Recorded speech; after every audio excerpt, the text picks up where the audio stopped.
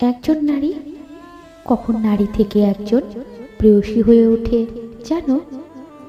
যখন সে অপরূপ সৌন্দর্যের অধিকারী হয়েও তার বাহ্যিক সৌন্দর্যকে গুরুত্ব না দিয়ে ভালোবাসাকে গুরুত্ব দেয়, যে ভালোবাসাকে অবজ্ঞা নয় সম্মান করে।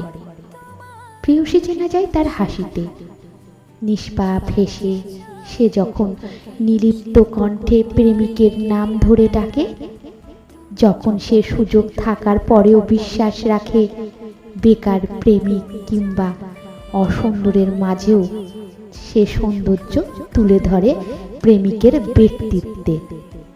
সে ভালোবাসে, সবকিছু উজাড় করে দিয়ে ভালোবাসে।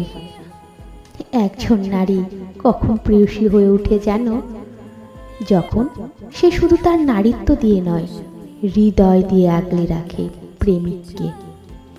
যখন সে তোমার অগোছালো জীবনটাকে সুন্দর করে সাজায়, তীব্র হতাশায় যখন তুমি মুখ থুবড়ে পড়ে থাকো, ঠিক তখন সে তোমায় আগলিয়ে রাখে ভালোবাসায়।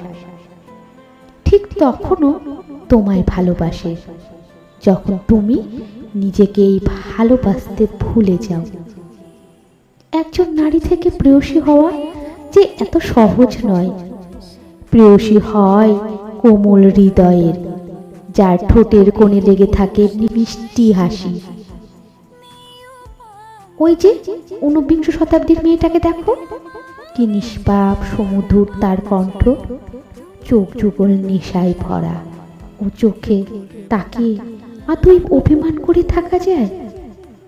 তার চোখে দৃষ্টি সংযোগ হলেই কেমন বুকের ভেতর বাজ পড়ে।